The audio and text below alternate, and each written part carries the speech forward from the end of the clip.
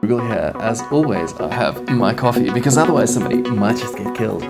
So today, let's talk about managing and handling verbal abuse in the workplace. Yes, I'm sure that everybody's had it. Somebody standing next to the desk screaming at them, somebody walking past their desk and saying, if it wasn't for your very big swear words, terrible work, we wouldn't be in this situation, or people really just being rude and breaking you down.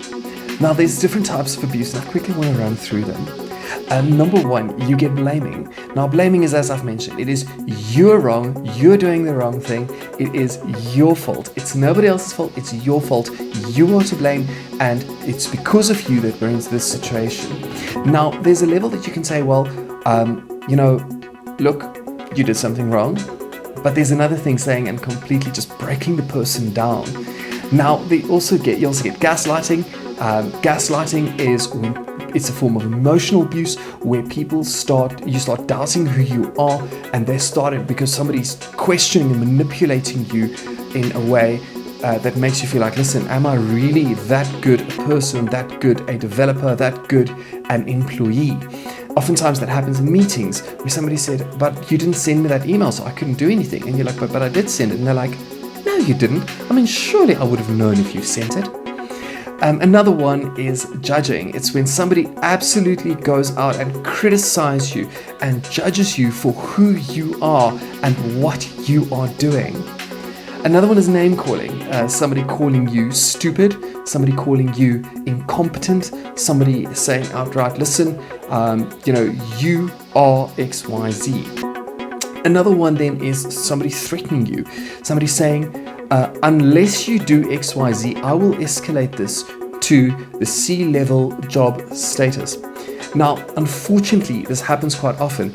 I've had it often in my previous job where people would go and say things like, unless you focus on this, senior management is going to get involved and they are not happy.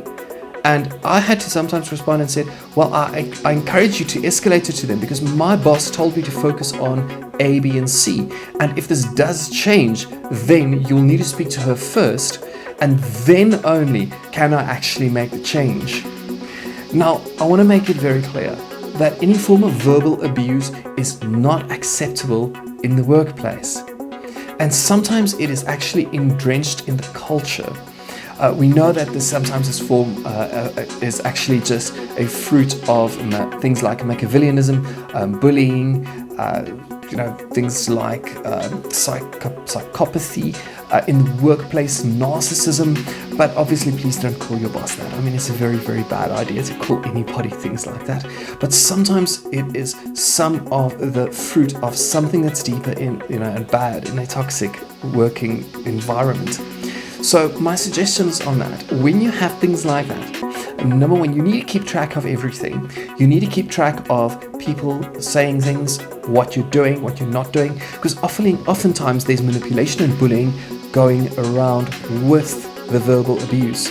So you need to keep track and saying, okay, these are the things that I'm working on, these are the things that I'm doing, and everybody knows that I'm doing this, so that you can never go back and say, okay, but I never said that, or I didn't know, that I was supposed to focus on that. Another great way is implementing KPIs from your boss. Your boss needs to be able to tell you, this is what your KPIs is and this is what you're focusing on. And if you're not focusing on those things, then you're not going to reach your goals. And with that, you can then say, listen, when somebody tries and verbally abuse you, you can say, listen, I understand that you're frustrated, respectful, but unfortunately, this is not part of my job description. It is not part of what I'm supposed to be doing. And because of that, I highly recommend that you escalate it to my boss. And then my boss can then tell me to change direction or change my job description or change my KPIs, my key performance indicators. I also recommend that you do escalate it to your boss. I actually escalated it a couple of times above my boss to C-level and say, listen, I am getting screamed at. I'm getting verbally abused, and I do not believe that this is okay. Even though they came back and they were like still, then the CIO actually had a go at me. I did the right thing by escalating it. Now, if your boss or your boss's boss is not taking care of verbal abuse, take it to HR. If HR is still not taking it further, you've got one of a couple of choices. Number one, you can get a lawyer involved.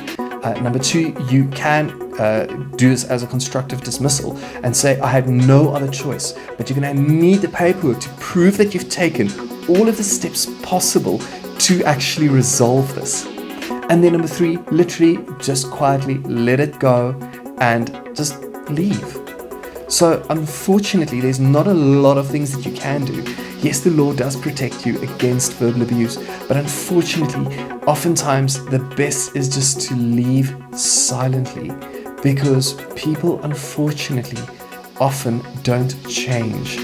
The toxic environment often compels them to actually do the wrong thing, because if they do not, they will lose their job.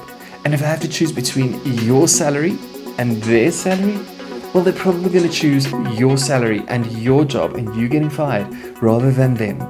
It's an unfortunate truth in many corporate environments that people actually don't care. So make sure that if you have any employees, that you protect them and that you care about those people. Now that you know a little bit more about verbal abuse in the workplace, have a wonderful day. Happy investing.